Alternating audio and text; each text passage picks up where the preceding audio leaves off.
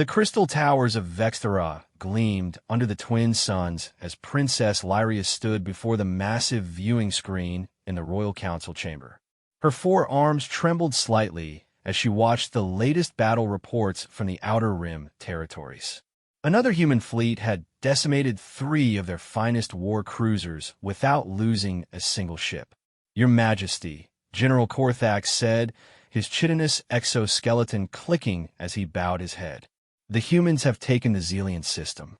Our losses continue to mount." Emperor Vexthor, Lyria's father, slammed his massive fist against the obsidian table. The sound echoed through the chamber like thunder. "Impossible. The humans are a young race. They've barely been in space for 300 of their years. How can they continue to defeat our millennium-old empire?" Admiral Wesisura, her serpentine form coiled around her chair, spoke with a voice like grinding stone. "Their tactics are unpredictable, Your Majesty. They don't follow any known patterns of warfare. Yesterday, a single human destroyer somehow disabled our dreadnought by ramming it at impossible speeds. The crew should have died instantly from the acceleration, but somehow they survived and boarded our ship." Lyria studied the tactical displays floating in the air before them. Red markers showed human positions advancing through what had been secure Vextheran space just months ago. Each victory seemed impossible, yet the evidence was undeniable. "Father," she said quietly, her voice carrying across the silent chamber, "perhaps it's time we considered alternative solutions." The Emperor's 6 eyes fixed on his daughter. "What do you suggest, child?" "A marriage alliance." The silence that followed was deafening. General Korthax's mandibles clicked in what Lyria recognized as barely controlled outrage. Admiral Wisisura's tail lashed against the floor. Even the minor nobles and advisors scattered throughout the chamber seemed to freeze. "You would have us surrender?" General Korthax hissed. "The mighty Vextheran Empire, rulers of 300 worlds, bow before these upstart mammals?"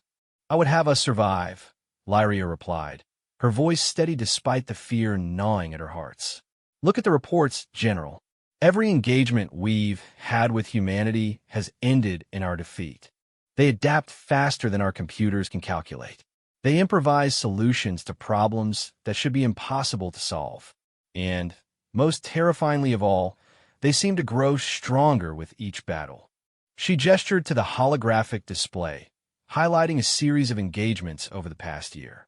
"Here, at the Battle of Crimson Nebula, they used their own damaged ships as kinetic weapons. Here, at the Siege of Fortress Omega, they somehow turned our automated defense systems against us. And here, at the recent engagement at Zelian Prime, they deployed a strategy that our best military minds still can't comprehend." Emperor Vexthor studied his daughter with new interest. Despite being the youngest of his children, Lyria had always shown a keen strategic mind. Her ability to see patterns where others saw only chaos had served the Empire well in previous conflicts. "Explain your proposal," he commanded. Lyria took a breath, steeling herself for what she was about to suggest. "The humans value honor and family bonds above almost everything else, according to our intelligence reports. If we could arrange a marriage between their leadership and our royal house, it would create obligations on both sides. They would be bound by their own cultural codes to protect their new family, and we would gain insight into their strategic thinking." "And," Admiral Wisra asked with obvious disdain, "would be foolish enough to marry one of these violent primitives?" Lyria met her father's gaze directly. "I would." The explosion of voices that followed nearly shattered the crystal walls. General Korthax roared his disapproval. Admiral Wisra's hissing filled the air, and dozens of nobles shouted over each other in outrage and disbelief. Emperor Vexthor raised one massive hand, and silence returned instantly. "You would sacrifice yourself for the Empire," he said slowly. "I would save the Empire," Lyria corrected. "Father, we've lost over 200 ships in the past 6 months. Our outer colonies are in full retreat. At this rate, the humans will reach our core worlds within a year. This war will destroy us unless we find another path." She activated another display, showing casualty reports from both sides. Look at their losses compared to ours. For every human ship we manage to destroy, we lose 50. For every human soldier that falls, we lose 1,000. These numbers aren't sustainable. We need to understand what we're fighting against. General Corthax stepped forward, his battle scars gleaming under the chamber's lights. Your Majesty, I have fought in 17 campaigns across 40 years. I have never retreated from any enemy. But these humans... He paused, a rare note of uncertainty in his voice. They fight like they have nothing to lose and everything to gain.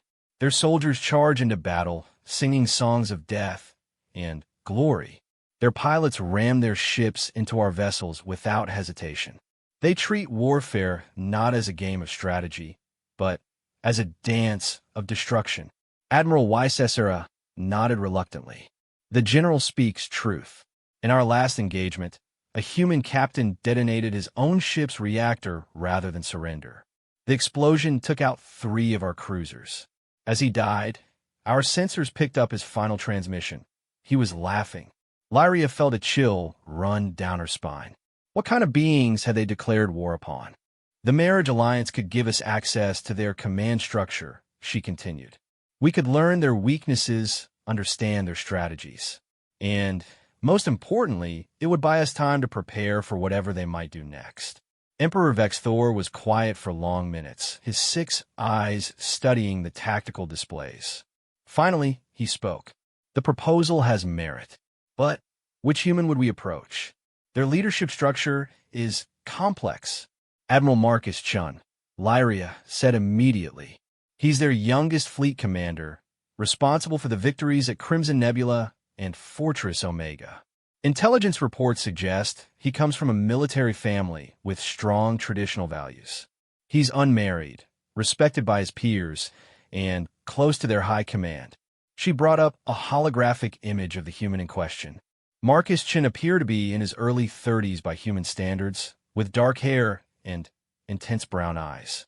His military record was impressive even by Vextheran standards. Multiple commendations for tactical brilliance, leadership under fire, and what humans apparently called thinking outside the box. He looks ordinary, General Corthax observed with obvious disappointment.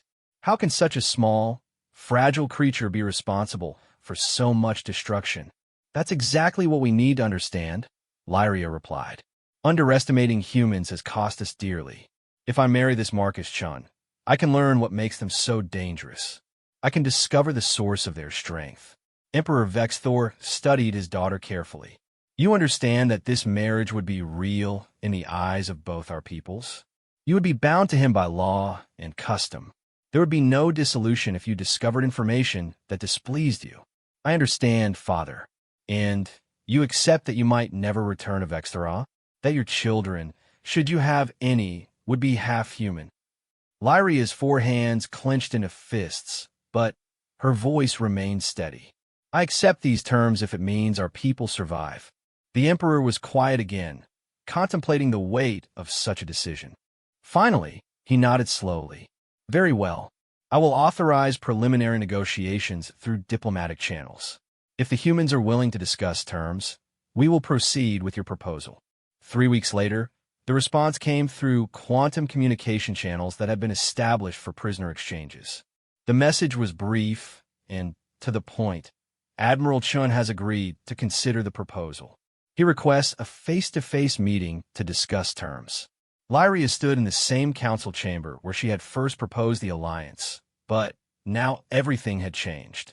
In just a few days, she would board a neutral transport ship and travel to the human-controlled station where the meeting would take place. She would look into the eyes of humanity's most successful military leader and somehow convince him to marry an alien princess to stop a war. Are you certain about this, daughter? Emperor Vexthor asked gently. Lyria nodded, though her hearts were beating so fast she could barely hear her own thoughts. I've studied everything our intelligence services have gathered about Admiral Chun. He's logical, honorable according to human standards, and reportedly fair in his dealings with conquered populations. If anyone would agree to this arrangement, it would be him. And if he refuses? The question hung in the air like a death sentence. If the marriage alliance failed, the Vextheran Empire would have no choice but to continue a war they couldn't win. Their civilization would be ground down ship by ship, world by world, until nothing remained but memory. He won't refuse, Lyria said with more confidence than she felt. I'll make sure he understands what's at stake for both our peoples. Admiral Wysisera slithered forward, her ancient eyes filled with something that might have been admiration. Princess, you are either the bravest or most foolish member of your bloodline. I pray to the ancestors that it proves to be the former. As the council meeting ended and the various officials dispersed to make preparations for the diplomatic mission, Lyria remained alone in the chamber, staring at the tactical displays. Soon, she would meet the human responsible for so much destruction. She would look into his eyes and try to understand what made his species so terrifyingly effective in battle. But as she studied Admiral Chen's service record once more, a troubling thought occurred to her. What if the secret of human military success wasn't something that could be learned or understood? What if their strength came from something fundamentally alien to Vextheran thinking? What if, in trying to save her people, she was about to discover that some forces in the universe were simply too dangerous to comprehend? The transport ship that would carry her to the meeting was already being prepared. In 3 days, she would have her answers. She only hoped that when she found them, she would still be strong enough to bear the weight of what she learned. Outside the crystal towers, the twin suns began to set, casting long shadows across the capital city. Soon, those shadows might be all that remained of the Vextheran Empire if her desperate gamble failed. But somewhere in the depths of space, a human admiral was preparing for a meeting that would change the course of 2 civilizations. The war would continue until that meeting concluded. And after that, either peace would dawn between the stars, or the universe would witness the final chapter of a proud empire's destruction. Lyria closed her eyes and tried to imagine what Admiral Marcus Chun would be like in person. Would he be the monster she expected, filled with the casual violence that seemed to define his species? Or would he be something else entirely, something even more dangerous because it couldn't be easily categorized or understood? In 3 days, she would know. The fate of billions hung in the balance of a single conversation between 2 beings who had never met, representing civilizations that had been trying to destroy each other for over a year. The greatest gamble in Vextheran history was about to begin. The neutral space station orbiting the dead world of Kepler. 442c was a marvel of engineering cooperation between 12 different species. Built centuries ago as a diplomatic meeting ground, it had hosted peace treaties, trade negotiations, and first contact ceremonies for dozens of civilizations. Now, it would host what might be the most important meeting in galactic history. Princess Lyria stood before the mirror in her assigned quarters, adjusting her formal diplomatic robes for the 3rd time. The deep blue fabric, woven with silver threads that caught the light like captured starlight, represented the finest of Vextheran craftsmanship. Her 4 arms moved with practiced grace as she arranged the ceremonial jewelry that marked her royal status. "Your Highness," came a voice from behind her. She turned to see Ambassador Velvatz, the elderly diplomat who had accompanied her on this mission. His weathered face showed concern beneath his carefully maintained diplomatic composure. "The humans have arrived. Admiral Chen's ship docked 20 minutes ago." Lyria's 3 hearts began beating in rapid succession. After weeks of preparation and planning, the moment had finally come. How many in his delegation? Surprisingly few, Velvatz admitted, his mandibles clicking with nervous energy. Only 6 individuals. Admiral Chun, 2 senior officers, a diplomat, a cultural attaché, and what appears to be a security specialist. Very modest for such an important meeting. This immediately struck Lyria as significant. Vextheran diplomatic missions typically included dozens of advisors, protocol specialists, and ceremonial guards. The fact that humanity's most successful military commander had arrived with such a small entourage suggested either supreme confidence or a fundamentally different approach to diplomacy. What intelligence do we have on his companions? Veldat's activated a small holographic projector, displaying detailed files. Captain Sarah Martinez, his second-in-command. Combat veteran with expertise in fleet tactics. Commander James Harrison, chief engineer with a background in rapid ship repairs under fire. Dr. Elena Vasquez, their cultural specialist who apparently speaks 17 alien languages. Ambassador Robert Kim, career diplomat with experience in interspecies negotiations. And Sergeant Major Danny Chun, the Admiral's personal security chief, and, according to our intelligence, his younger brother.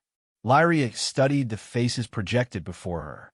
Each human looked different from the others in ways that her people found difficult to distinguish. But what struck her most was something in their expressions, a quality she couldn't quite identify, but that made her deeply uneasy. They all looked so calm, she observed. Yes, Veldat agreed. For a species reportedly driven by emotion and aggression, they appear remarkably composed. I find this somewhat troubling. A chime from the communication system interrupted their conversation. Your Highness, this is Station Control. The human delegation has requested to begin the formal meeting in 1 hour.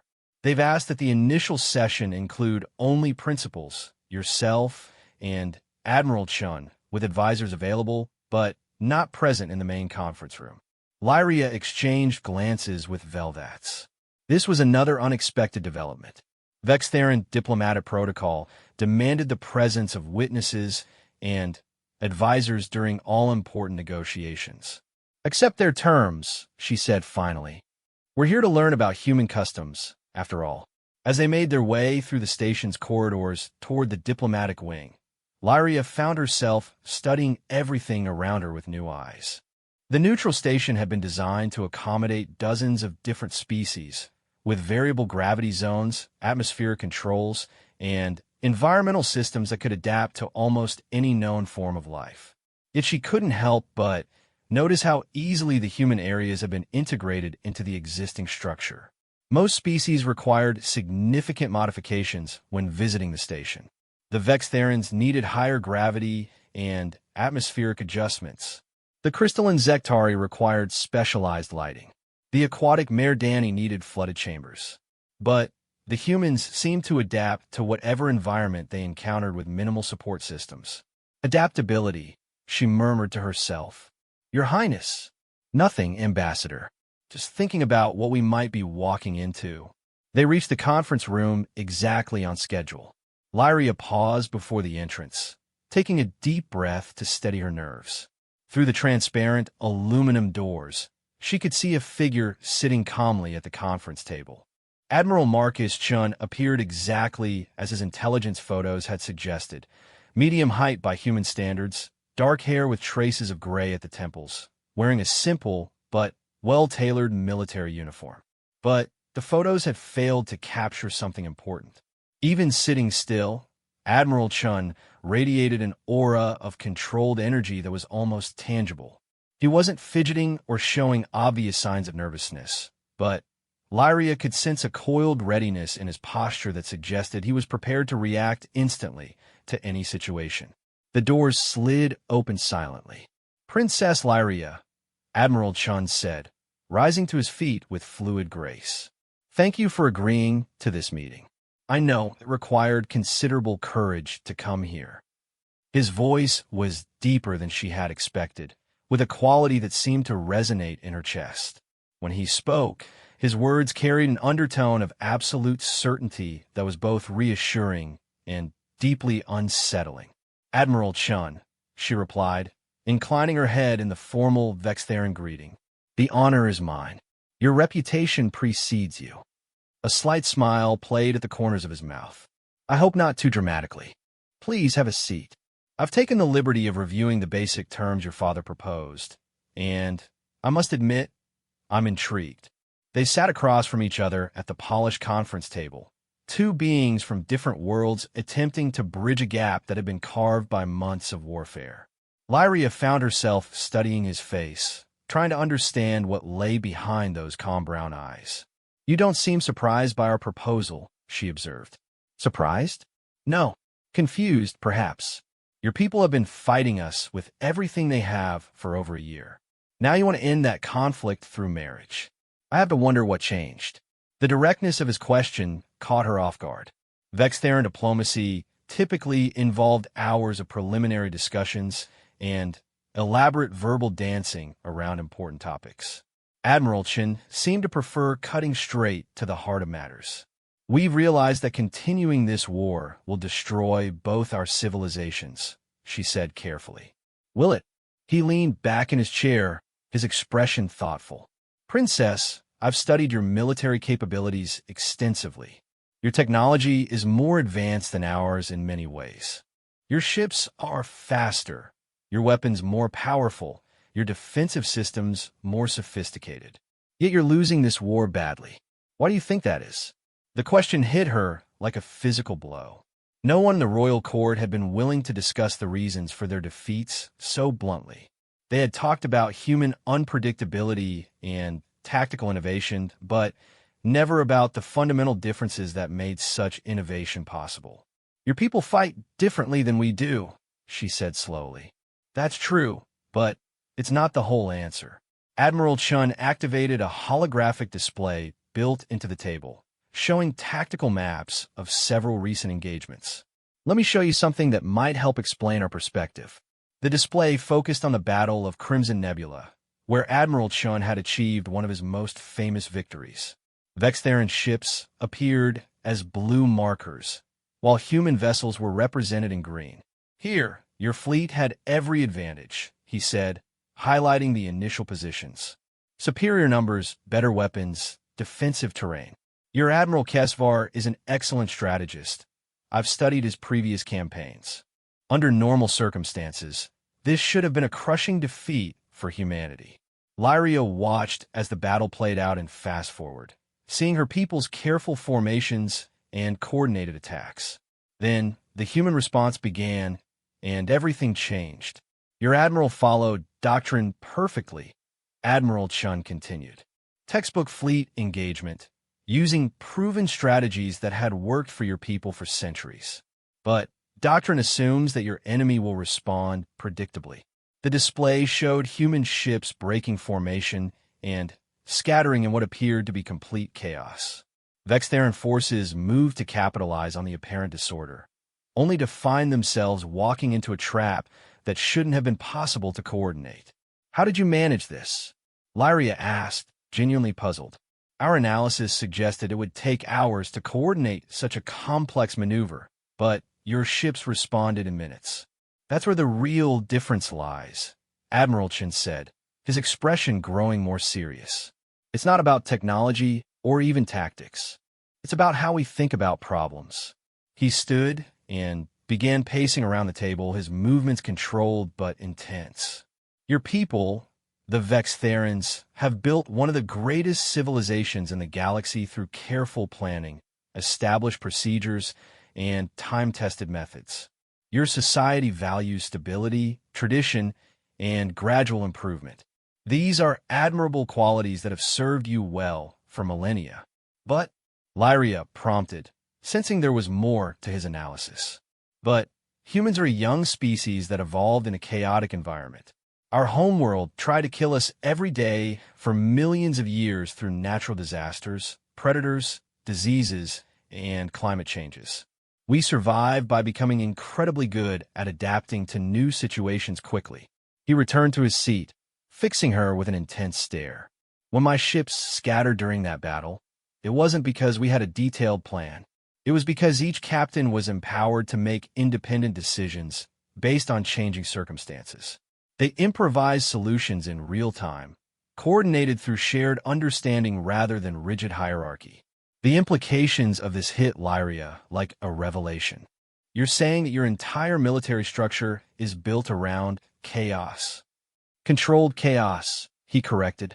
Organized flexibility. We prepare our people to think independently and then trust them to make good decisions under pressure. Your Admiral Kesvar was fighting a machine, predictable, logical, following established patterns. My captains were fighting like a pack of wolves, coordinated but independent, adapting moment by moment. Lyria felt a chill run down her spine. If this was true, it explained everything about humanity's military success. They weren't just using different tactics. They were operating from a completely alien mindset that made their actions almost impossible to predict or counter. "This is why you're willing to consider our marriage proposal," she said suddenly, understanding dawning in her mind. "You see an opportunity to study us the same way we're trying to study you." Admiral Chen's smile widened, and for the first time, she saw something almost predatory in his expression. "Very good, Princess. Yes, I'm curious about how your people think. Understanding your decision-making processes could prevent future conflicts between our species. But you could learn that by conquering our worlds," she pointed out, "you're clearly capable of it." "Conquest creates resentment and resistance," he replied. "Marriage creates family bonds, and humans take family very seriously." The way he said the word family carried implications that Lyria didn't fully understand, but that made her deeply nervous. There is something about human concepts of loyalty and protection that her intelligence reports had struggled to quantify. "What exactly are your terms?" she asked, deciding to approach the practical aspects of the arrangement. Admiral Chun activated another display, this one showing what appeared to be a legal document. "Standard human marriage contract, adapted for interspecies considerations. Legal binding under both our law codes, with provisions for cultural differences and diplomatic immunity where needed." Lyria studied the terms carefully. They were surprisingly straightforward: mutual fidelity, shared decision-making in household matters, financial cooperation, and clauses covering potential offspring. But there were also sections that seemed oddly specific about personal protection and family loyalty. This clause about defending spouse and family against all enemies seems unusually detailed, she observed. "Human marriage isn't just a legal contract," Admiral Chen explained. "It's a sacred bond that creates absolute obligations. When a human marries, they're swearing to protect their spouse with their life, if necessary.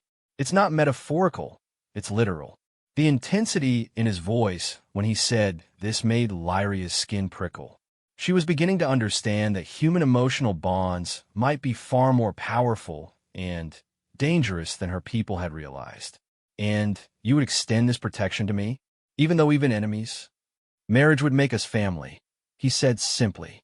"Family transcends previous conflicts. If you became my wife, anyone who threatened you would become my enemy, regardless of their species or their reasons." Lyria stared at him, trying to process the implications.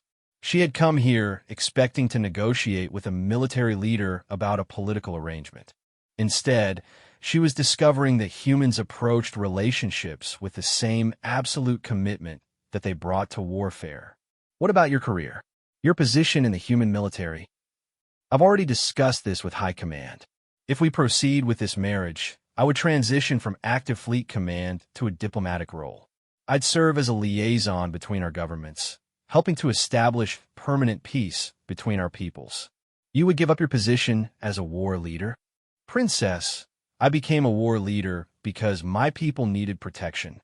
If this marriage can provide that protection through peace instead of conflict, then war leadership becomes unnecessary." The logic was sound, but something about his calm certainty unsettled her. Admiral Chun seemed to treat the transition from warfare to marriage as just another tactical problem to be solved efficiently. "I need to ask you something directly," she said, gathering her courage. "Are you agreeing to this marriage because you care about peace, or because you see it as another way to defeat your enemies?" Admiral Chun was quiet for a long moment, studying her face carefully. When he spoke, his voice carried a note of respect that hadn't been there before. "That's an excellent question, and it deserves an honest answer." He leaned forward, his expression becoming more intense. "I'm agreeing to this marriage because I think it's the best path forward for both our peoples. Whether that's because I want peace or because I want victory, I'm not entirely sure there's a difference." The honesty of this admission was somehow more frightening than any deception would have been. Lyria realized she was looking into the eyes of someone who approached every situation, including marriage, as a strategic challenge to be mastered. "I need time to consider your terms," she said finally. "Of course. Take all the time you need. But Princess—" He stood and extended his hand in what she recognized as a human gesture of friendship. "I want you to know that if we do proceed with this arrangement, I will honor every commitment I make to you. That's not just a promise. It's who I am."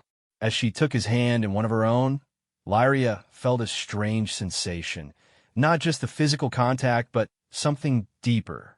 Admiral Chin's grip was firm, but not crushing, warm, but not possessive. Yet underneath his calm exterior, she could sense a barely contained intensity that reminded her of a weapon held in reserve. She was beginning to understand why armies feared this man. It wasn't just his tactical brilliance or his military innovations. It was the absolute certainty with which he approached every challenge, the unshakable belief that any problem could be solved through the application of sufficient intelligence and determination. If she married him, she would be binding herself to someone who saw the universe as a series of obstacles to be overcome. The question was whether she would become his partner in that effort, or simply another problem to be solved. As she left the conference room, Lyria's mind was spinning with new questions and terrible possibilities. She had come here hoping to understand human military superiority. Instead, she was discovering that their greatest weapon might not be their tactics or their technology. It might be their absolute refusal to accept defeat, combined with their willingness to transform any situation, even marriage, into a path toward victory.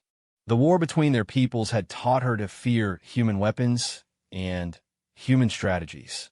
But Admiral Marcus Chun was teaching her to fear something far more dangerous, the human heart, and the lengths to which humans would go to protect the things they claimed as their own. The wedding ceremony took place 3 weeks later aboard the human flagship UES Determination, a massive dreadnought that served as the flagship of the Fifth Fleet.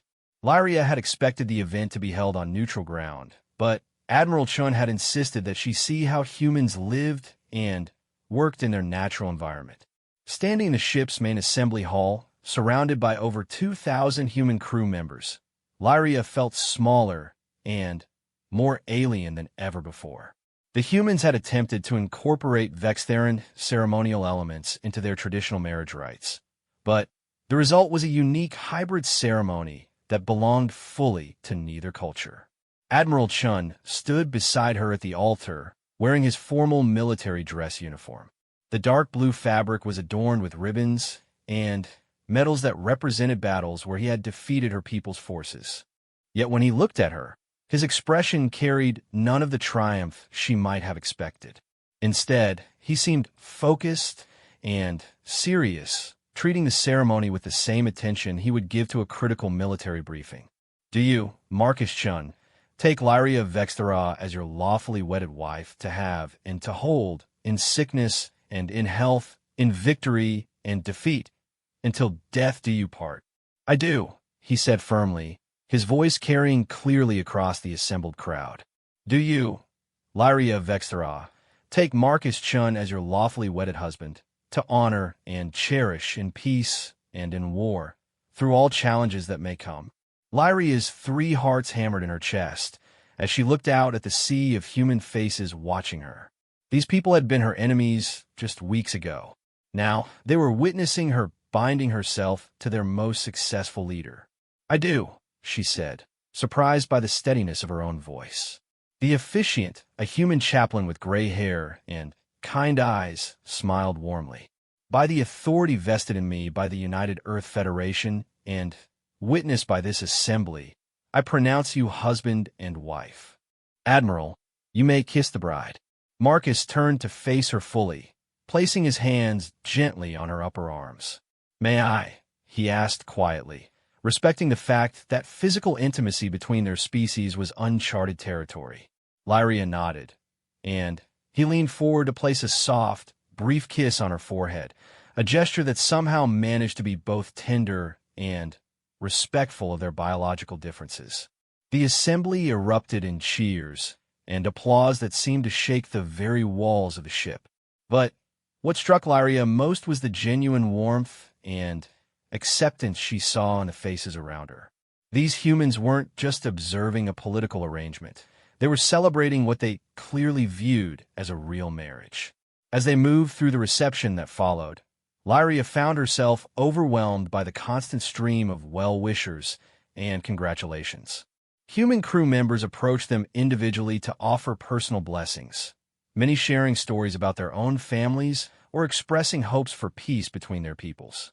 "Ma'am," said a young human woman wearing engineer's insignia, "I wanted to thank you for doing this. My little brother is stationed at the front lines, and knowing that he might be able to come home because of your sacrifice, it means everything to our family." Lyria was struck by the woman's use of the word sacrifice. To the humans, this marriage wasn't just a political alliance. They saw it as a personal sacrifice she was making for the greater good. "What's your brother's name?" Lyria asked. "Tommy Rodriguez, Mom. He's a gunner on the destroyer UES Defiant." "I'll remember that name," Lyria said sincerely. "I hope he comes home safely." The young woman's eyes filled with tears as she thanked Lyria and moved away. Similar conversations repeated throughout the evening, each one driving home the reality that this war had affected thousands of individual lives on both sides. Marcus appeared at her side, offering her a glass of something he called champagne. "How are you holding up?" "It's overwhelming," she admitted. "Your people are treating this as though we're actually what? Actually married," she finished, realizing how strange that sounded given the circumstances. Marcus studied her face carefully. "Lyria, we are actually married. This wasn't just a ceremony for show. Under human law and custom, you're now my wife with all the rights and protections that entails." There was something in his tone that made her look at him more closely. "What aren't you telling me?" Before he could answer, a commotion near the entrance to the reception hall caught their attention. A group of human officers was escorting someone toward them, someone who definitely wasn't part of the original crew complement. "Admiral," said the lead officer, a stern-looking woman with captain's insignia. "We have a situation." This individual arrived on a fast courier ship claiming to be a representative of the Hegemony Coalition. Lyria felt her blood freeze. The Hegemony Coalition was an alliance of 6 species that had been watching the human-Vextheran war with growing concern. If they were sending representatives now, it meant the conflict had drawn attention from powers that neither side wanted to provoke. The being approaching them was a Zephyrian, tall and graceful with silver skin and large, multifaceted eyes. Zephyrians were known throughout the galaxy as master diplomatists and information brokers. "Admiral Chun, Princess Lyria," the Zephyrian said in perfectly accented English. "I am Ambassador Silthrek.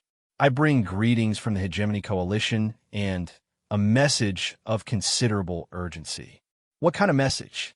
Marcus asked, his voice taking on the cool, professional tone Lyria was beginning to recognize as his combat mindset. "The Coalition has been monitoring your conflict with great interest," Ambassador Silthrek continued. "Your rapid military expansion and tactical innovations have caused significant concern among the member species. We are here to determine whether humanity represents a threat that requires intervention." The temperature in the room seemed to drop 10 degrees. Lyria could feel the tension radiating from the human crew members around them. The implications were clear. The Coalition was considering military action against humanity. "I see," Marcus said calmly. "And how does our marriage factor into your evaluation?" "The Coalition is puzzled by this development," the ambassador admitted. "Species that seek galactic dominance do not typically enter into binding alliances with their enemies. We are here to observe and report on whether this marriage represents genuine peace-seeking behavior or simply another tactical maneuver." Lyria stepped forward, drawing on her diplomatic training. "Ambassador Silthrek, surely the Coalition recognizes the value of peaceful resolution to interspecies conflicts?" The Zephyrian's large eyes fixed on her with unsettling intensity. "Of course, Princess. However, the Coalition is primarily concerned with maintaining galactic stability. A species that can defeat the mighty Vextheran Empire in open warfare represents a significant potential threat to that stability, even if that species demonstrates a willingness to choose marriage over conquest. Marcus asked, "That depends entirely on the sincerity of such demonstrations," Ambassador Silthrek replied. "The Coalition has assigned me to observe this marriage for the next several months. If I report that it represents genuine commitment to peace, the Coalition will take no action. If, however, I conclude that it is merely a strategic deception," the ambassador didn't need to finish the sentence. Everyone in the room understood that Coalition intervention would mean a war that would make the current human-Vextheran conflict look like a minor skirmish. "Of course," Marcus said with a smile that didn't reach his eyes. "We welcome Coalition observation. We have nothing to hide." After the ambassador was escorted to guest quarters, the reception continued, but the mood had changed dramatically. The celebration now carried an undercurrent of tension as everyone processed the implications of the Coalition's attention. Later that night, in the Admiral's personal quarters that they now officially shared, Lyria finally had a chance to speak privately with her new husband. "This changes everything," she said, settling onto the large couch that dominated the sitting area. Marcus poured himself a small glass of whiskey and sat across from her. "Does it? We always knew this marriage would be scrutinized by outside parties, but not by the Coalition. Marcus, they have a combined military might of 6 major species. If they decide humanity is a threat, they'll find out exactly how dangerous we can be when we're fighting for our survival," he said quietly. The casual confidence in his voice sent chills down her spine. Even facing the prospect of war against overwhelming odds, Marcus Chun seemed unshaken. "You can't seriously believe humanity could defeat the Coalition." Marcus took a sip of his whiskey and considered the question carefully. "Lyria, 6 months ago, most of the galaxy believed the Vextheran Empire was invincible. Your people had conquered or absorbed dozens of species over thousands of years. You had technology, numbers, experience, and resources that should have made you unbeatable. And yet you beat us," she said, beginning to understand his point. "We beat you because we approached the problem differently than anyone expected. The Coalition is making the same mistake your people made. They're assuming that superior numbers and technology automatically translate to victory." He stood and moved to the large viewing port that looked out into space. "Do you know what makes humans really dangerous, Lyria? It's not our technology or our tactics. It's our absolute refusal to accept that anything is impossible." She joined him at the window, studying his reflection in the transparent aluminum. "Is that why you agreed to this marriage? Because you refuse to accept that peace is impossible?" "Partly," he admitted, "but there's more to it than that." "Such as?" He turned to look at her directly, and for the first time since she'd met him, his expression was completely unguarded. "I've spent my entire adult life fighting wars, Lyria. I'm very good at it, maybe too good. But every victory comes with a cost, and I'm tired of paying that price." The vulnerability in his voice surprised her. She had expected to marry a calculating military leader, not someone capable of such introspection. "When your father proposed this alliance, I saw an opportunity to try something I'd never attempted before. Winning through creation instead of destruction. Building something instead of tearing it down. And if the Coalition doesn't believe our marriage is genuine..." Marcus's expression hardened, the vulnerable moment passing. "Then, they'll learn the same lesson your people learned. Humans are at our most dangerous when we're protecting something we care about. You care about this marriage? I care about you," he said simply. "Maybe that started as a strategic decision, but it's becoming something more. You're intelligent, brave, and you're willing to sacrifice everything for your people's survival. Those are qualities I respect and value." Lyria felt something shift in her chest, a warmth that had nothing to do with the ship's environmental systems. She had come into this arrangement expecting political maneuvering and cold calculation. Instead, She was discovering that her new husband was a far more complex person than his military reputation suggested. The coalition ambassador will be watching everything we do, she pointed out. Let him watch, Marcus said with a slight smile. We have nothing to hide. We're going to build a real marriage, create real trust between our peoples, and demonstrate that humans are capable of more than just warfare. And if that's not enough to satisfy the coalition, Marcus's smile became predatory. Then they'll discover that humans are very, very good at war. But they'll also learn that we're even more dangerous when we're fighting to protect our families. As they prepared for their first night as a married couple, Lyria couldn't shake the feeling that she had stepped into something far more complex and dangerous than a simple political alliance. The coalition's intervention had raised the stakes beyond anything she had imagined. But looking at Marcus Chun, her husband, she was beginning to understand why entire alien civilizations had learned to fear humanity. It wasn't just their military capabilities or their tactical innovations. It was their absolute certainty that any challenge could be overcome, any enemy could be defeated, and any goal could be achieved through the application of sufficient determination and creative thinking. The question now was whether that same determination could be applied to building peace instead of waging war, and whether the galaxy would survive long enough to find out.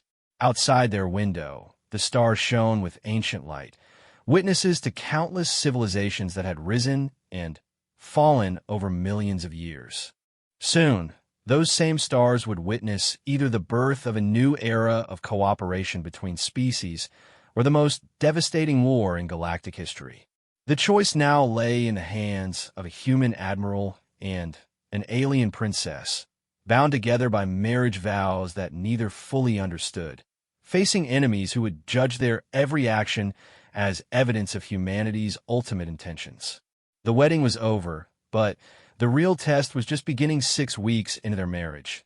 Lyria finally understood why Armies feared her husband. It wasn't during a battle or a military briefing that the revelation came. Instead, it happened during what should have been a routine diplomatic dinner with representatives from 3 neutral species who were considering trade agreements with both humanity and the Vextheran Empire. The evening had started pleasantly enough. Ambassador Silthrek was present to observe, along with delegates from the aquatic Merdani, the insectoid Clethvar, and the energy-based Luminari. The conversation had covered standard diplomatic topics, trade routes, resource sharing, cultural exchange programs. Then, the Clethvar representative, a being called Hive Speaker Zix, made what seemed like an innocent observation. Admiral Chun, the insectoid, said, its voice buzzing with harmonic overtones, "We have reviewed your species' military engagements with great interest. Your tactical innovations are impressive, but we cannot help but notice a concerning pattern." "What pattern would that be?" Marcus asked politely, taking a sip of wine. "Your forces seem to demonstrate remarkable effectiveness when facing technologically superior opponents. The Vextherans, for instance, possessed energy weapons far more advanced than your kinetic systems, yet you consistently achieved victory. This suggests that your species may have developed strategies specifically designed to overcome technological disadvantages." Lyria felt a chill run down her spine. The Clethvar were known for their analytical minds and their ability to spot patterns that others missed. If they had noticed something significant about human warfare, "That's an interesting observation," Marcus replied, his voice remaining perfectly calm. "Could you elaborate on what you find concerning about that?" Hive Speaker Zix clicked its mandibles in what Lyria recognized as the equivalent of a thoughtful pause. "Admiral, in our experience, species that excel at overcoming technological disadvantages typically do so because they have no choice. They develop such capabilities out of necessity when facing extinction or conquest. This raises questions about your species' ultimate intentions." "I'm afraid I don't follow," Marcus said, though Lyria could see something sharp and dangerous flickering behind his calm expression. "If humans can defeat technologically superior opponents through tactical innovation, What prevents them from applying those same innovations against technologically equal or inferior civilizations? Your marriage to Princess Lyria demonstrates commendable restraint with the Vextherans. But what of species who cannot offer such valuable alliances? The question hung in the air like a challenge. Lyria watched her husband's face, searching for some sign of how he would respond. This was exactly the kind of probe that the coalition had probably instructed these representatives to make. Marcus set down his wine glass and leaned back in his chair. When he spoke, his voice carried a quality that Lyria had never heard before, something that was simultaneously conversational and absolutely terrifying. Hive Speaker Zix, that's a fascinating question. Let me ask you one in return. How many wars has the Clethvar Collective initiated in the past 1,000 years? 17 major conflicts and 43 minor territorial disputes. The insectoid replied immediately. And how many of those were against species that you considered technologically inferior? There was a pause. 14 of the major conflicts and 38 of the minor disputes. I see. And what was your victory rate in those engagements? 94% success rate in major conflicts, 97% in minor disputes. Marcus nodded, as if this confirmed something he had expected. So, the Clethvar Collective has a long history of successfully conquering weaker civilizations. Would it be fair to say that your species has developed considerable expertise in leveraging technological advantages? Hive Speaker Zix, this compound eyes shifted nervously. We have defended our territories and secured necessary resources through conventional military doctrine. Of course, Marcus agreed pleasantly. Now, let me tell you about human military doctrine. He stood and moved to the large display screen that dominated one wall of the dining room. With a few quick commands, he brought up a tactical analysis that made Lyria's blood freeze. This is a projection showing optimal attack vectors against the Clethvar home system, he said conversationally, as if discussing the weather. Notice how your defensive installations are positioned to repel direct assault by conventional fleets. Very sensible design, based on thousands of years of successful implementation. The display showed the Clethvar system in perfect detail, including the locations of military installations, civilian population centers, and industrial facilities. However, Marcus continued, highlighting several areas on the display. Your defenses assume that attackers will approach along predictable vectors and engage in traditional fleet combat. They don't account for unconventional approaches. Red lines appeared on the display, showing attack paths that seemed to completely bypass the defensive installations. For instance, a small human force using modified cargo vessels could approach your system disguised as trade ships. Your sensors would detect standard cargo configurations and energy signatures. You wouldn't realize they were actually carrying improvised kinetic weapons until they were already within your defensive perimeter. Hive Speaker Zix's entire exoskeleton was now clicking with agitation. You have already developed specific attack plans against our homeworld? Oh, this isn't specific to your people, Marcus said with a smile that didn't reach his eyes. Would you like to see the analysis for the Mare Danny territories? Another display appeared, showing underwater cities and defensive positions. Again, red lines indicated attack vectors that seemed impossible but were clearly viable. Mare Danny defenses are optimized for underwater combat, naturally, very effective against traditional naval forces.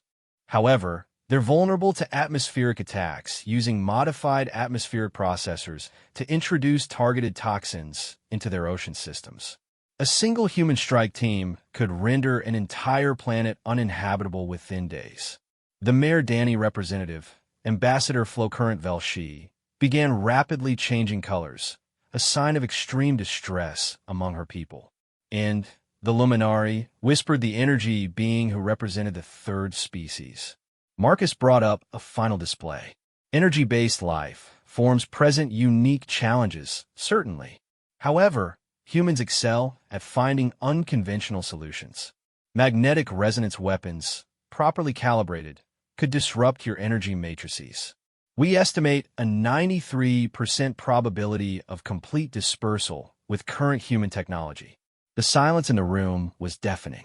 Even Ambassador Silthrek seemed frozen with shock. Admiral, Hive Speaker Zixtham managed to say, "Are you threatening us?" Marcus turned back to face the assembled delegates, his expression shifting to one of genuine confusion. "Threatening you? Not at all. You asked about human tactical capabilities, so I thought I'd provide some examples. These are simply military analyses, the kind of strategic planning that any competent defense force would develop. You've developed attack plans against every species in this room," Flocurrent Velshi stated, her form pulsing with agitated colors. "Of course we have," Marcus replied, as if this was the most obvious thing in the world. "Human military doctrine requires us to maintain current tactical assessments for all potential scenarios. It's standard procedure." He gestured to the displays, still showing the detailed attack plans. Every species in the galaxy maintains similar analyses. The difference is that human assessments tend to be more comprehensive than those developed by civilizations that rely primarily on technological superiority. Lyria suddenly understood what she was witnessing. Her husband wasn't threatening these representatives. He was educating them. But the lesson he was teaching was more terrifying than any direct threat could have been. "The point I'm trying to make," Marcus continued, "is that humans don't develop military capabilities because we want to conquer other species. We develop them because we want to survive in a galaxy full of civilizations that have thousands of years of experience in conquest and warfare." He deactivated the displays and returned to his seat. "You asked what prevents humans from applying our tactical innovations against weaker civilizations. The answer is simple. We've analyzed every species we've encountered and determined that conquest would be more trouble than it's worth." More trouble than it's worth. Ambassador Silthrek finally found his voice. "Absolutely. Conquest requires occupation, administration, resource allocation, and constant security maintenance. It's incredibly expensive and inefficient. Voluntary cooperation provides all the benefits of conquest with none of the overhead costs." Marcus took another sip of wine, completely relaxed despite the shocked stares he was receiving. "That's why we agreed to marry into the Vextheran royal family instead of simply conquering their empire. Marriage creates alliance without the costs of occupation." Hive Speaker Zix leaned forward, its compound eyes fixed on Marcus with what might have been horrified fascination.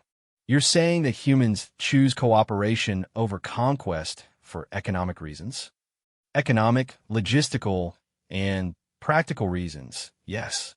Conquest is a very primitive and inefficient way to acquire resources and territory. Marriage, trade agreements, and voluntary alliances are much more cost-effective." Lyria watched the other delegates processing this information and realized what made it so terrifying. Marcus wasn't claiming that humans were morally opposed to conquest. He was explaining that they had simply found better methods to achieve the same goals. However, Marcus continued thoughtfully, "Those calculations only hold true as long as cooperation remains voluntary. If a species were to, say, initiate hostilities against human territories or threaten human civilians, then the cost-benefit analysis would change dramatically." "In what way?" Flocurrent Velshi asked, though her tone suggested she already suspected the answer. Marcus's expression became perfectly neutral, which somehow made his words even more chilling. "In that case, Admiral, conquest would become a defensive necessity rather than an offensive luxury. And humans are very, very good at achieving necessities." The dinner ended shortly after that, with the various delegates excusing themselves with obvious haste. Ambassador Silthrek lingered just long enough to inform them that he would be filing a detailed report with the coalition before departing as well. When they were finally alone, Lyria turned to her husband with a mixture of awe and terror. "Marcus, what did you just do?" "I answered their questions honestly," he replied, beginning to clear the dinner dishes with casual efficiency. "They wanted to understand human military capabilities and intentions.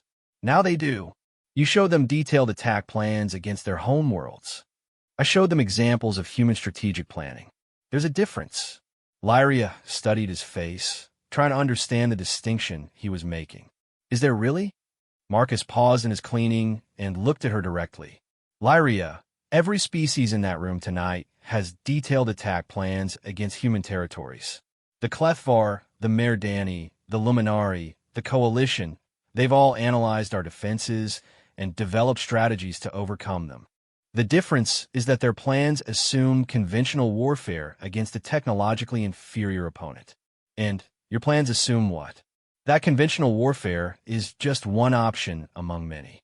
Humans don't limit ourselves to traditional approaches when traditional approaches are ineffective. She was beginning to understand something fundamental about human psychology that her intelligence reports had missed. You're saying that what makes humans dangerous isn't superior technology or numbers, but superior adaptability. Exactly. We assess every situation from multiple angles and develop solutions that other species don't consider because they fall outside established doctrine. Marcus finished clearing the dishes and sat back down across from her. Tonight wasn't about threats, Lyria. It was about education. Those delegates needed to understand that human cooperation isn't weakness. It's a choice we make because cooperation serves our interests better than conquest. But if cooperation stops serving your interests, then we would adapt our approach accordingly, he said simply. That's what humans do. We solve problems using whatever methods prove most effective. Lyria felt a chill as she fully grasped the implications. Humanity's greatest weapon wasn't their technology or their tactics. It was their fundamental refusal to accept that any problem couldn't be solved through the application of sufficient creativity and determination. Marcus, what happens when the Coalition receives Ambassador Silthrek's report? That depends on how they interpret the information, he replied. If they're smart, they'll recognize that human military capabilities are primarily defensive in nature and that we prefer cooperation to conflict. If they're not smart, Marcus's expression became distant, as if he was already calculating possibilities.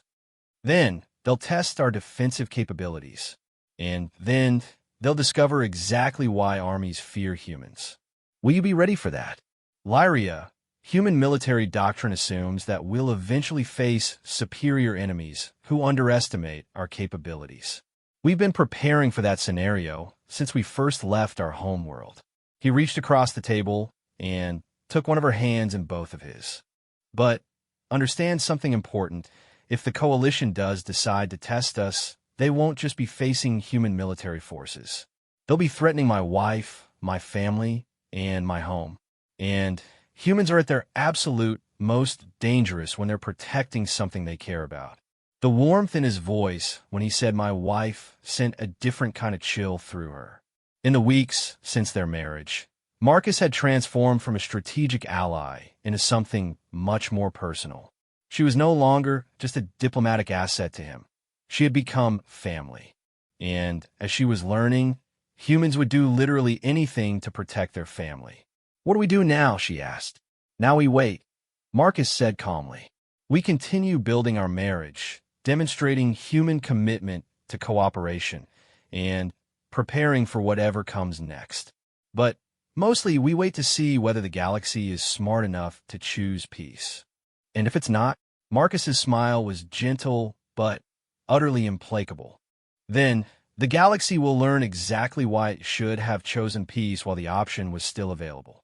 Outside their window, the stars continued their ancient dance, unaware that the decisions made in this room might soon determine which civilizations would survive to see those stars continue shining. The dinner had been intended as a peaceful diplomatic exchange. Instead, it had become a lesson in why humanity had risen so quickly from a primitive backwater species to a force that made galactic superpowers nervous. The lesson was simple. Humans didn't just fight wars, they solved problems. And in a galaxy full of species that saw conflict as inevitable, The ability to find unconventional solutions to apparently impossible challenges made humanity the most dangerous force any civilization could encounter. The coalition would have to decide whether they wanted humans as allies or as examples. But either way, they were about to discover that underestimating humanity was the last mistake any species ever made. The coalition's response came exactly 96 days after Ambassador Silfrex's report. Lyria was in the ship's garden when the alert sirens began to sound, practicing the meditation techniques her mother had taught her as a child. The peaceful environment, with its carefully cultivated plants from a dozen different worlds, had become her refuge during the tense weeks of waiting.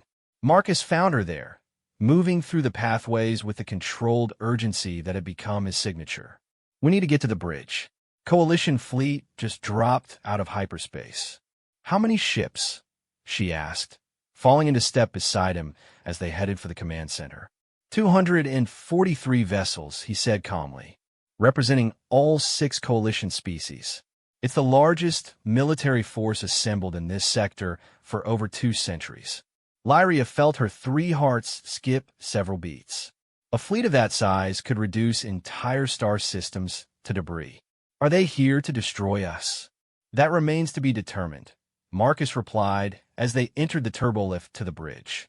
"But I doubt they came all this way just to deliver a diplomatic protest."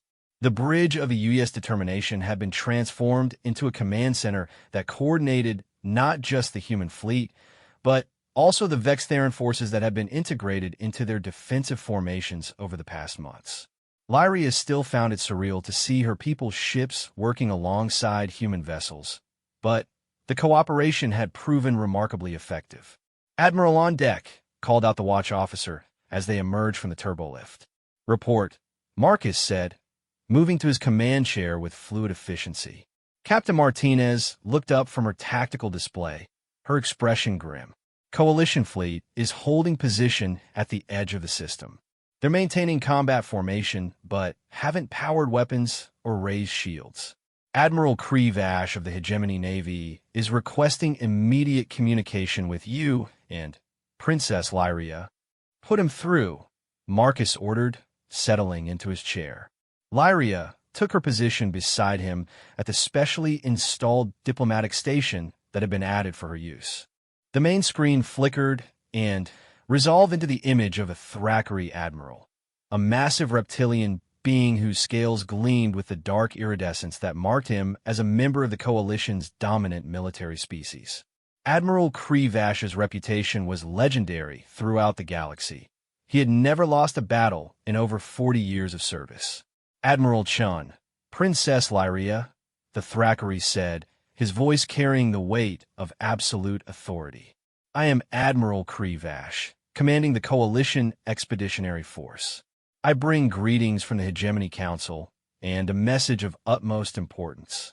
"Admiral Krevash," Marcus replied formally, "we are honored by your presence.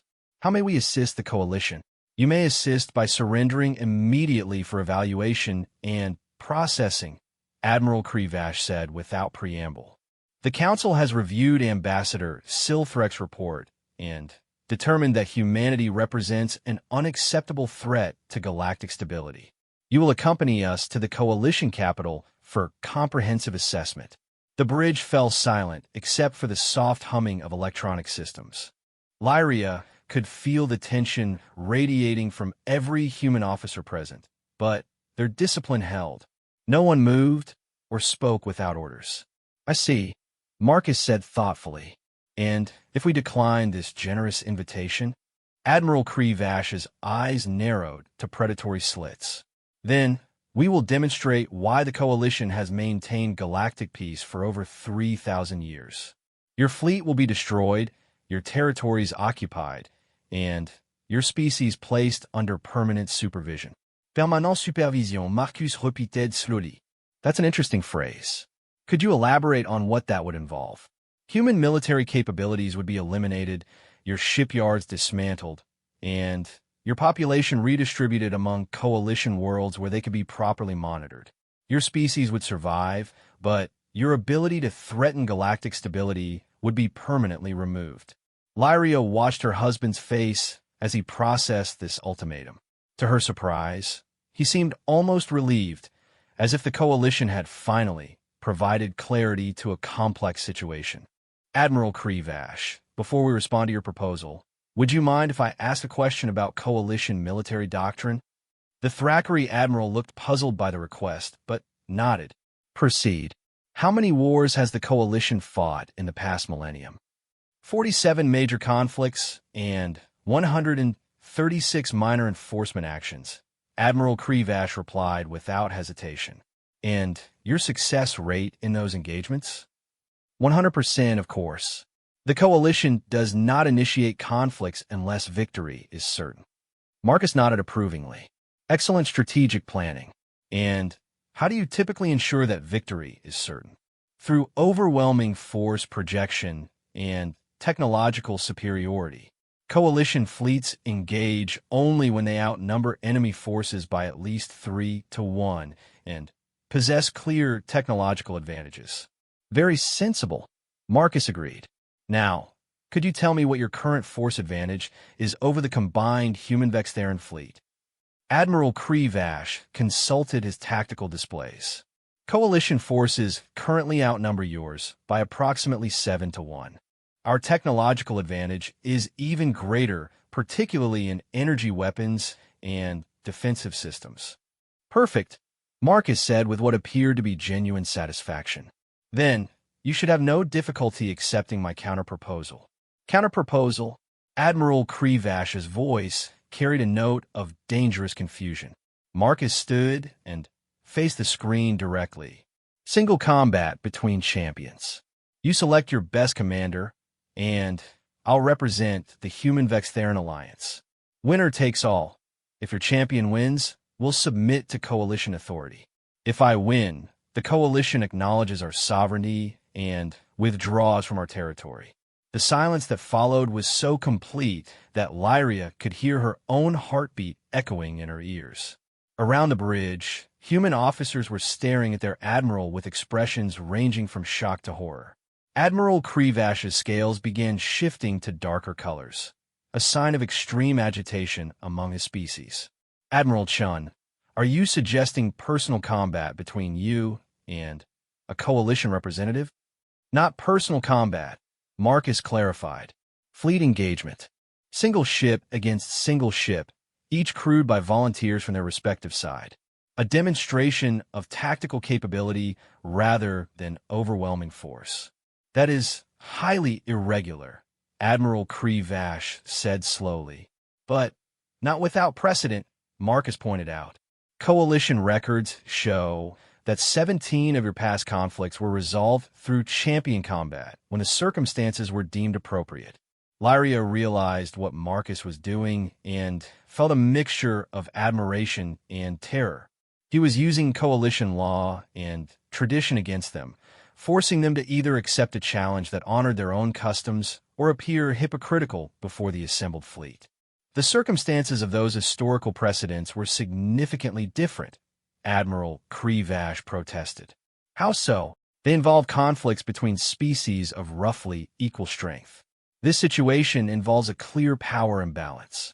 Marcus smiled, and Lyria recognized the expression she had learned to associate with her husband's most dangerous moments. Admiral, are you saying that the mighty coalition, backed by the military might of 6 species and over 3,000 years of continuous victory, is afraid to face a single human ship in combat? The insult was delivered so smoothly that it took several seconds for its full impact to register.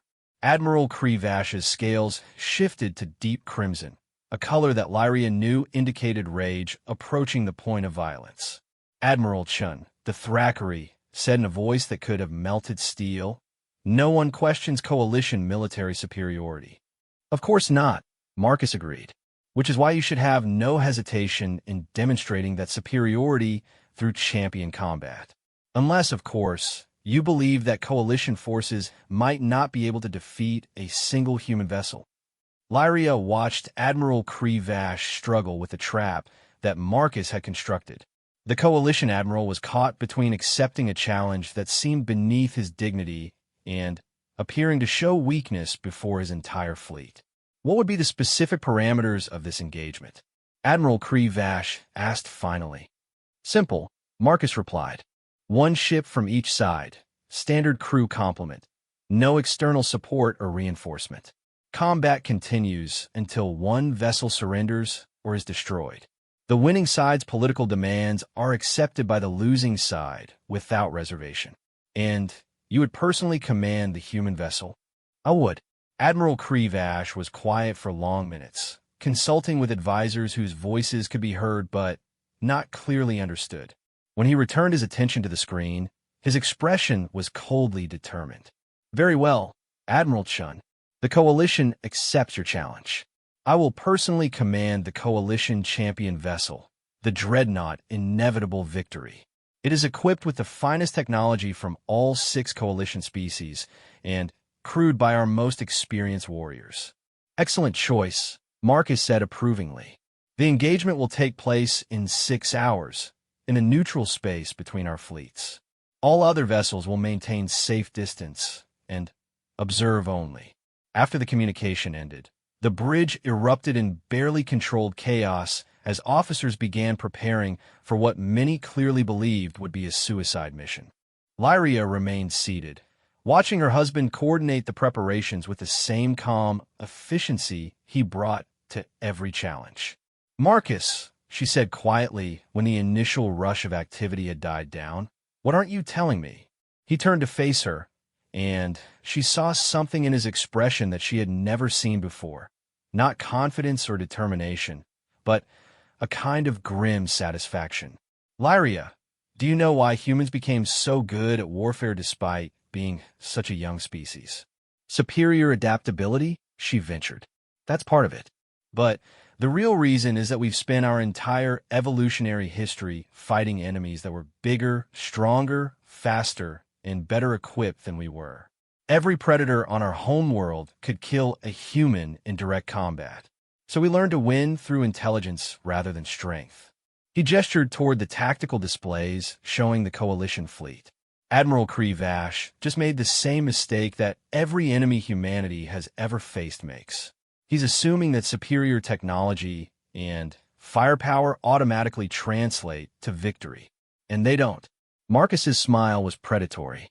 Lyria, the Inevitable Victory, is probably the most powerful single vessel in the galaxy.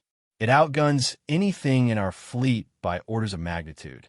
In a conventional engagement, it would destroy us without difficulty.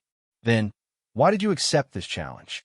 Because this won't be a conventional engagement, he said simply. Admiral Kree Vash is about to learn why armies fear humans. It's not because we're stronger or better equipped than our enemies. It's because we refuse to fight fair. As the hours passed, and the 2 fleets maneuvered into observation positions, Lyria began to understand the true scope of what her husband was attempting. The U.S. determination would face the inevitable victory in single combat, with the fate of 2 civilizations hanging in the balance. But Marcus Chun had spent his entire career finding ways to defeat superior enemies through unconventional tactics.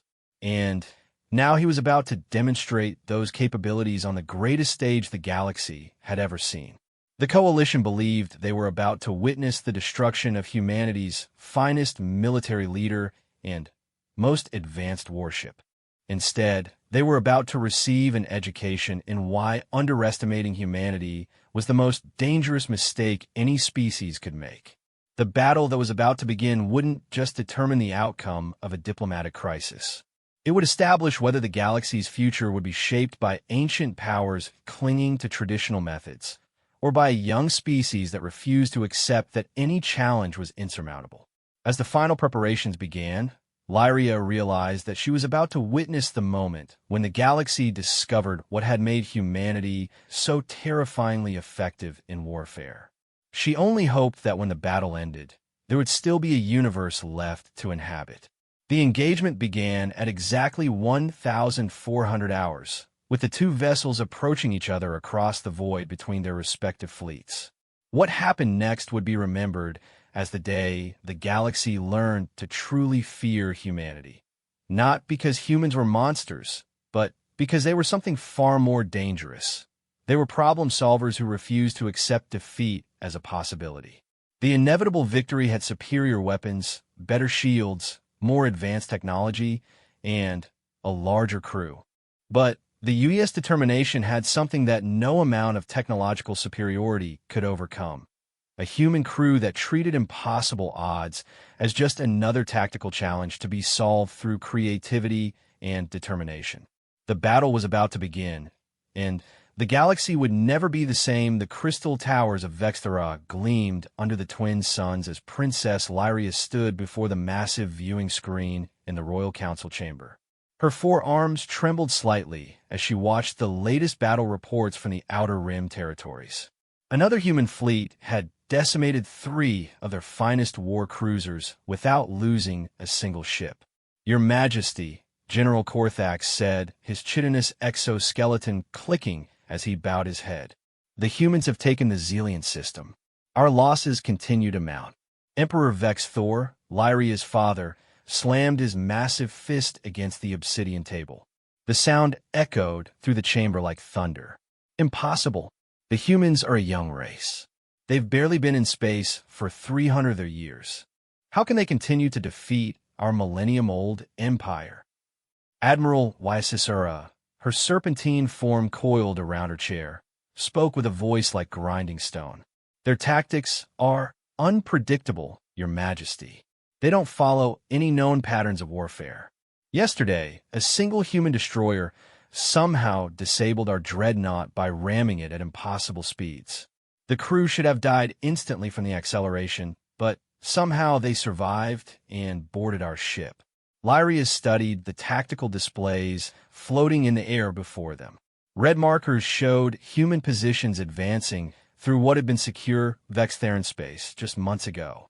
Each victory seemed impossible, yet the evidence was undeniable.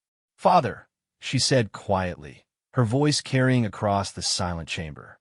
"Perhaps it's time we considered alternative solutions." The Emperor's 6 eyes fixed on his daughter. "What do you suggest, child?" "A marriage alliance." The silence that followed was deafening. General Korthax's mandibles clicked in what Lyria recognized as barely controlled outrage. Admiral Wysisura's tail lashed against the floor. Even the minor nobles and advisors scattered throughout the chamber seemed to freeze. "You would have us surrender?" General Korthax hissed. "The mighty Vextheran Empire, rulers of 300 worlds, bow before these upstart mammals?" "I would have us survive," Lyria replied, her voice steady despite the fear gnawing at her hearts. "Look at the reports, General. Every engagement we've had with humanity has ended in our defeat. They adapt faster than our computers can calculate. They improvise solutions to problems that should be impossible to solve. And, most terrifyingly of all, they seem to grow stronger with each battle." She gestured to the holographic display, highlighting a series of engagements over the past year. "Here, at the Battle of Crimson Nebula, they used their own damaged ships as kinetic weapons. Here, at the Siege of Fortress Omega, they somehow turned our automated defense systems against us. And here, at the recent engagement at Zelian Prime, they deployed a strategy that our best military minds still can't comprehend." Emperor Vex Thor studied his daughter with new interest. Despite being the youngest of his children, Lyria had always shown a keen strategic mind. Her ability to see patterns where others saw only chaos had served the Empire well in previous conflicts. "Explain your proposal," he commanded. Lyria took a breath, steeling herself for what she was about to suggest. "The humans value honor and family bonds above almost everything else, according to our intelligence reports. If we could arrange a marriage between their leadership and our royal house, it would create obligations on both sides. They would be bound by their own cultural codes to protect their new family, and we would gain insight into their strategic thinking." "And who," Admiral Wysisura asked with obvious disdain, "would be foolish enough to marry one of these violent primitives?" Lyria met her father's gaze directly. "I would."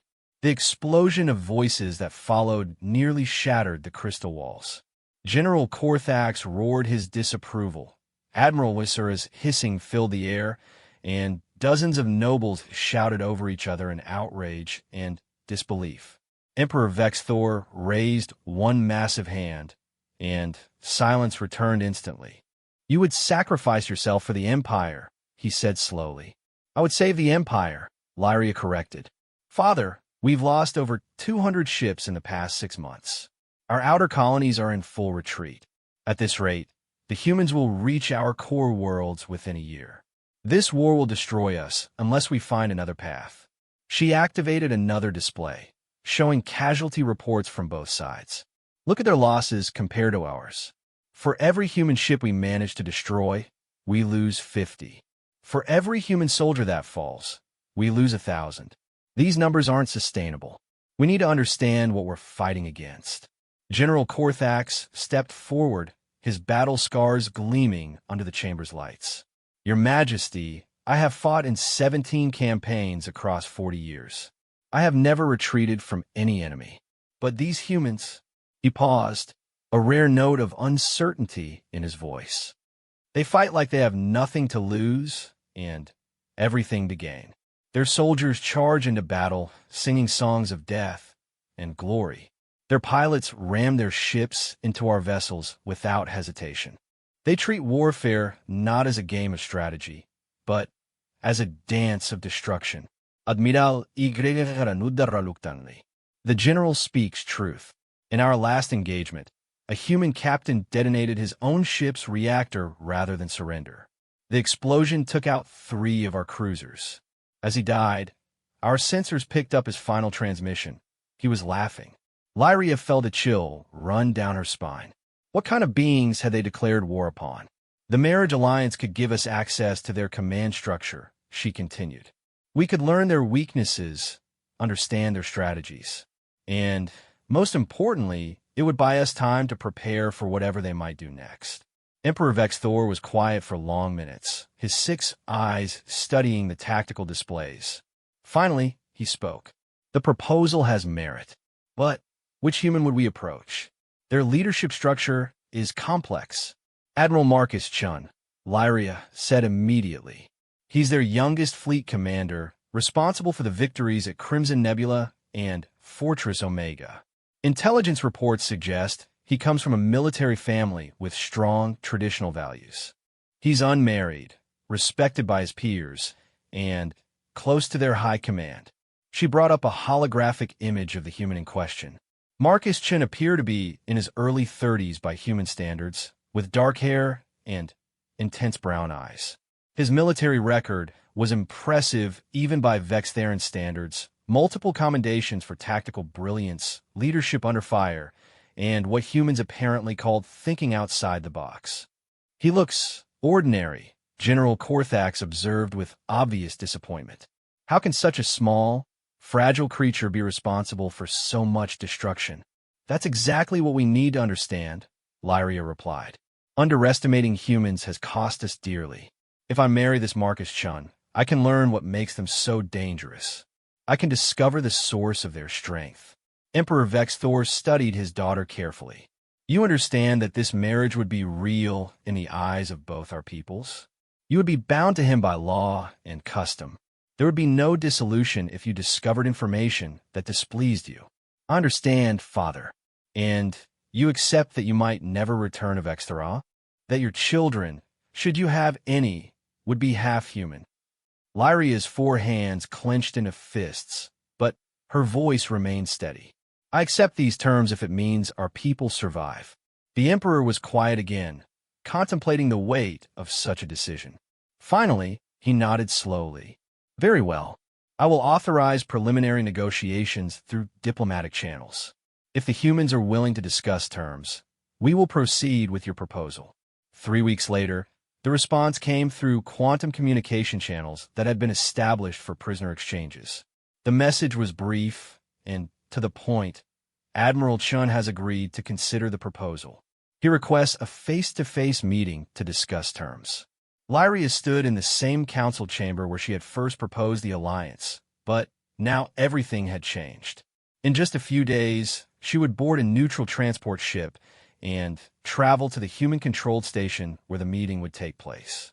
She would look into the eyes of humanity's most successful military leader and somehow convince him to marry an alien princess to stop a war. "Are you certain about this, daughter?" Emperor Vexthor asked gently. Lyria nodded, though her hearts were beating so fast she could barely hear her own thoughts. "I've studied everything our intelligence services have gathered about Admiral Chun.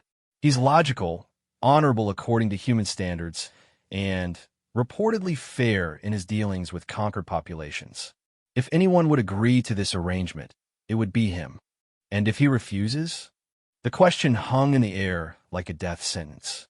If the marriage alliance failed, the Vextheran Empire would have no choice but to continue a war they couldn't win.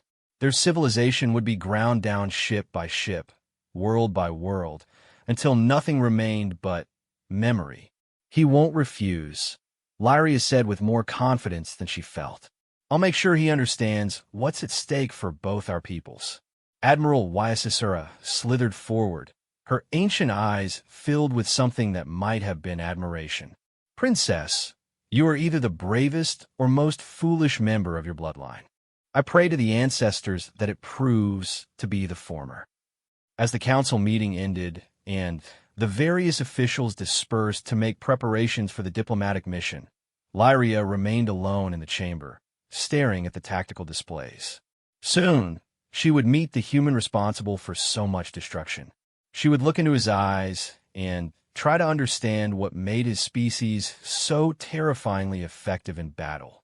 But as she studied Admiral Chen's service record once more, a troubling thought occurred to her.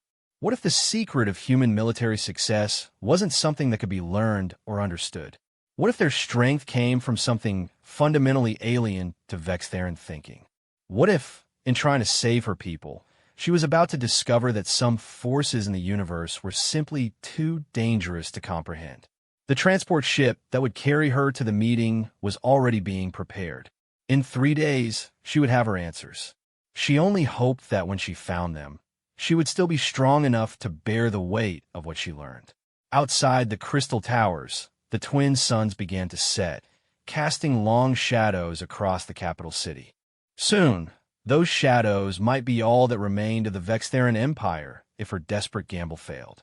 But somewhere in the depths of space, a human admiral was preparing for a meeting that would change the course of 2 civilizations. The war would continue until that meeting concluded. And after that, either peace would dawn between the stars, or the universe would witness the final chapter of a proud empire's destruction. Lyria closed her eyes and tried to imagine what Admiral Marcus Chun would be like in person. Would he be the monster she expected, filled with the casual violence that seemed to define his species? Or would he be something else entirely? Something even more dangerous because it couldn't be easily categorized or understood. In 3 days, she would know. The fate of billions hung in the balance of a single conversation between 2 beings who had never met, representing civilizations that had been trying to destroy each other for over a year. The greatest gamble in Vextheran history was about to begin.